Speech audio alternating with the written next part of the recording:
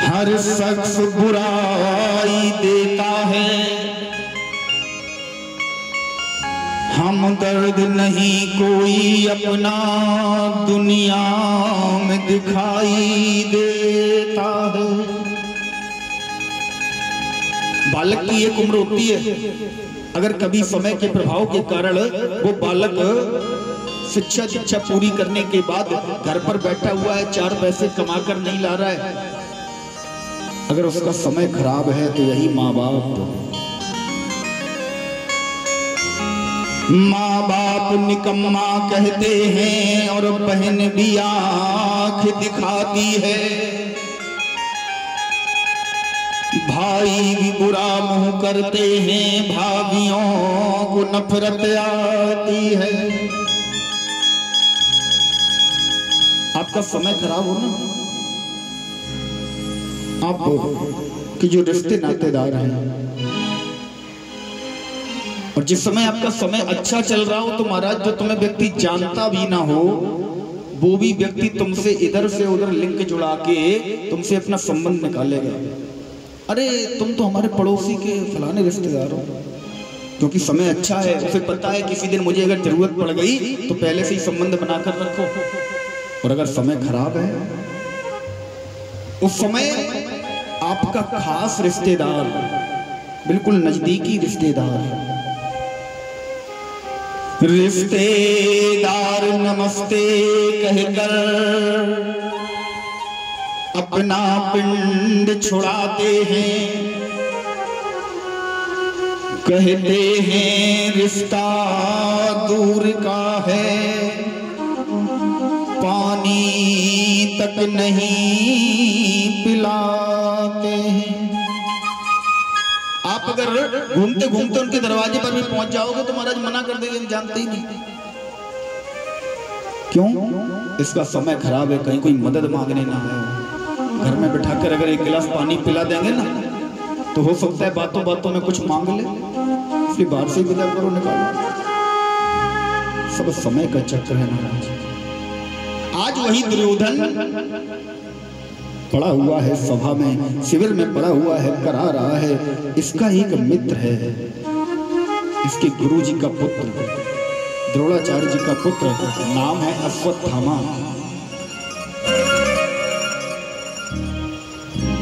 अश्वत्थामा घूमते घूमते शिविर का हालचाल लेने कहीं से जब दुर्योधन के शिविर के सामने से निकला तो क्या देखा महाराज, दुर्योधन की कष्ट में होने की, कराहने की आवाज आ रही है। शिविर में गया, दुर्योधन के दुख को देखा, दुर्योधन से पूछा, मित्र तुम दुखी हो? सारे कौरव मारे जा चुके हैं, सारी सेनाएं हमारी समाप्त हो गई, मृत्यु ने अभी तक तुम्हारा वरण नहीं किया, किंतु शीघ्र करने वाली है। मैं तुम्हारा मित्र हूं, तुम्हारा दुख समझ सकता हूं, क्योंकि रामचरितमानस में भी लिखा है कि जे न मित्र दुख होए दुखारी, जे न मित्र दुख होए दुखारी, तिनहि बिलोकत पातक भारी, जे न मित्र दुख होए दुखारी, जे न मित्र दुख होए दुखारी।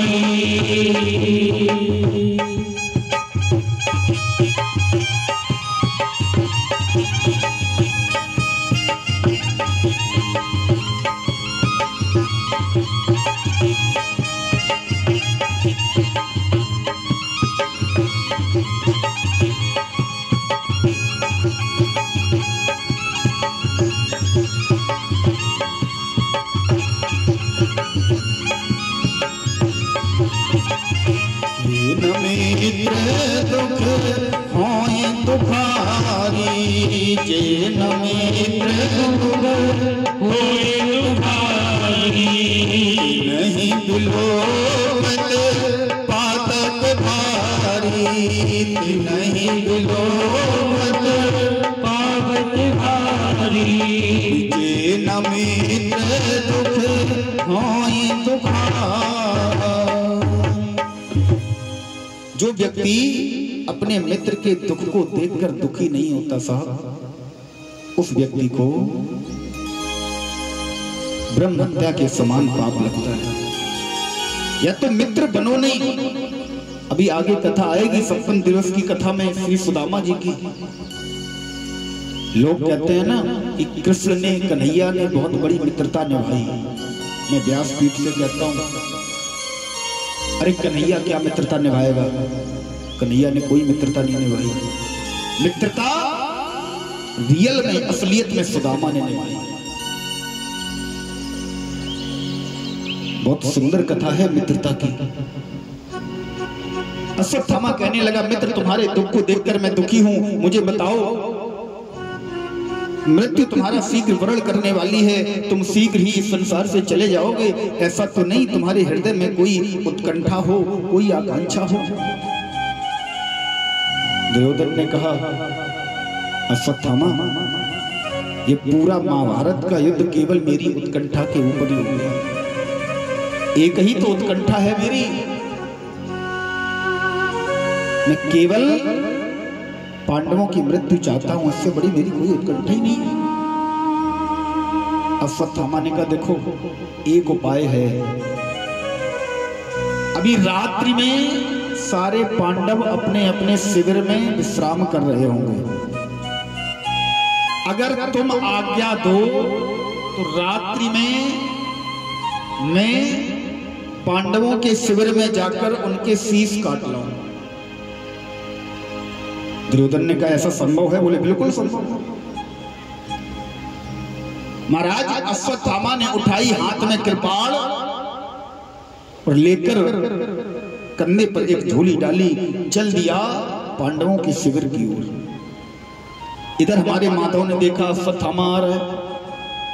अगर पांडव शिविर में रहेंगे तो बहुत बड़ी अनहोनी हो जाएगी।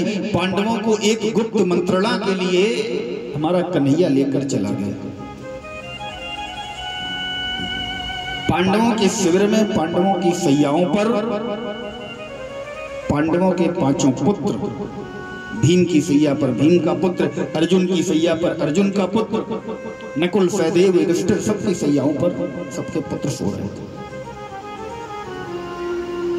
इधर शिविर की रक्षा का दायित्व तो भोले बाबा को सौंपा गया। बोले बाबा आप शिविर की रक्षा करेंगे, शिविर में कोई भी व्यक्ति न तो अंदर जा पाए, न शिविर से कोई भी बाहर आ पाए। भोले बाबा तपस्या छोड़कर, अपनी समाधि छोड़कर त्रिशूल लेकर शिविर के बाहर आकर बैठ गए। अश्वत्थामा चला, हाथ में कृपाण है। जैसे ही देखा भोले बाबा त्रिशूल लिए खड़े हैं, बोले महाराज इनसे कौन बचाए? अंदर जाना तो मुश्किल लग रहा है। तब तक मन में विचार आया कि भोले बाबा का नाम है भोले। क्या नाम है? भोले। भो माने क्या होता है जानते हैं? भो, भो संस्कृत का एक संबोधन है। भो माना होता है अरे, और पीछे शब्द लगा है ले, भोले। इतने सीधे हैं भोले बाबा, आपने हाथ उठाकर कहा भो, आपने संबोधित किया भोले बाबा को भो, बाबा ने पीछे से कह दिया ले जा। इतने सीधे हैं भोले बाबा। भोले। अश्वत्थामा तुरंत बैठ गया भोले बाबा की प्रार्थना करने के लिए। महाराज तुरंत वहीं आसन जमाया। बोले भोले बाबा को मनाना तो केवल 1 मिनट का काम है। तुरंत बैठ गया भोले बाबा को मनाने के लिए और विचार करने लगा, मन में गान करने लगा, बम भोले बम भोले बम भोले बम बम भोले बम भोले बम बम बम भोले बम भोले बम भोले बम बम भोले बम भोले बम बम बम भोले बम भोले बम भोले बम बम भोले बम भोले बम बम भोले बम भोले बम बम बम भोले बम भोले बम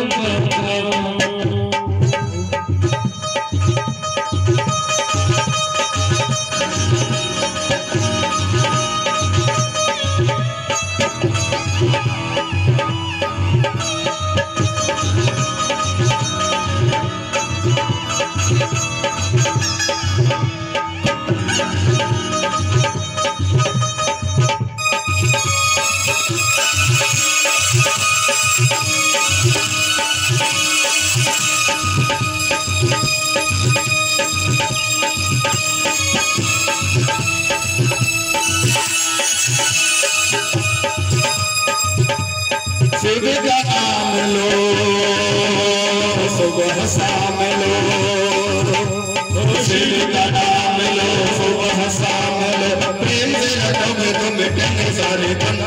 बम भोले बम भोले बम भोले बम भोले बम भोले बम बम बम।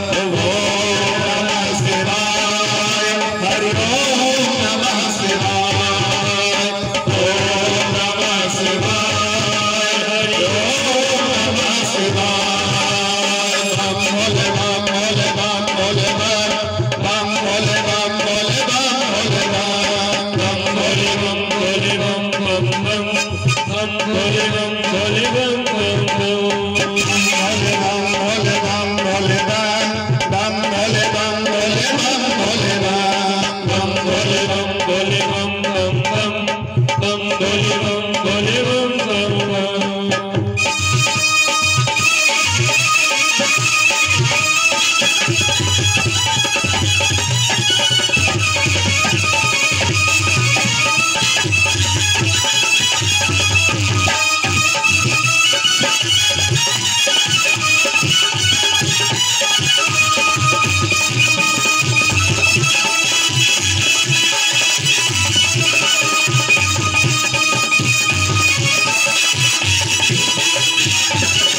बम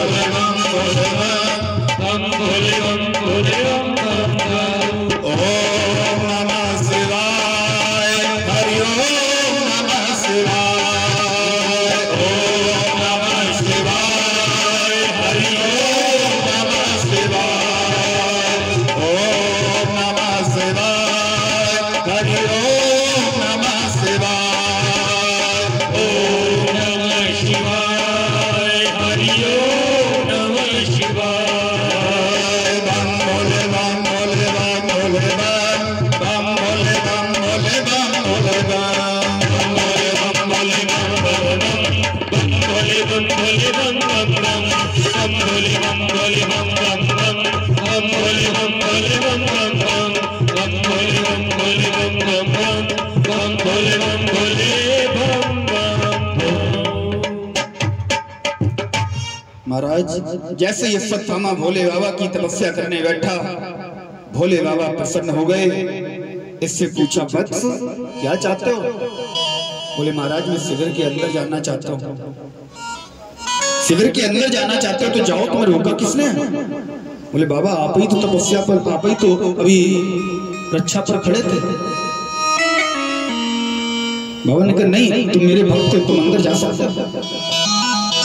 इसे अंदर भेज दिया।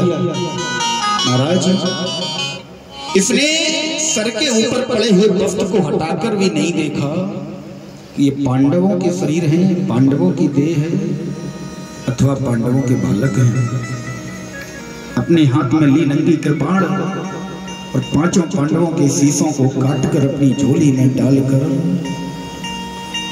वहां से भाग खड़ा हुआ, सीधा पहुंचा दुर्योधन के पास। मन में अति हर्ष है कि मैंने दुर्योधन की आकांक्षा, दुर्योधन की अभिलाषा को पूर्ण कर दिया। दुर्योधन के पास पहुंचा, बोला मित्र तुम्हारे हृदय की अंतिम इच्छा मैंने पूरी कर दी। देखो मैं पांचों पांडवों के शीश काट लाया।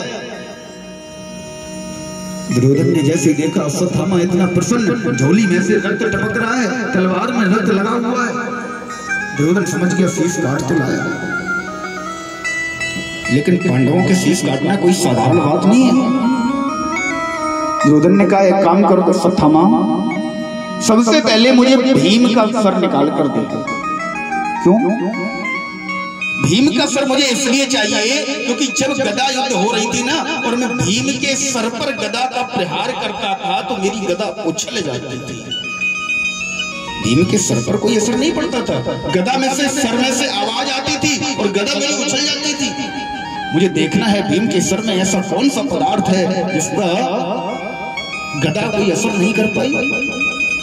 अश्वत्थामा ने झोली में हाथ डाला, भीम के पुत्र का सर निकालकर जैसे ही महाराज दुर्योधन के हाथ में रखा, दुर्योधन ने दोनों हाथों के बीच में सर को दबाया और जैसे ही दबाना चाहा, जरा सा बल लगाया, पके हुए तरबूज की भांति वो सर फूट गया। जैसे ही सर फूटा, दुर्योधन समझ गया ये भीम का सर तो हो ही नहीं सकता।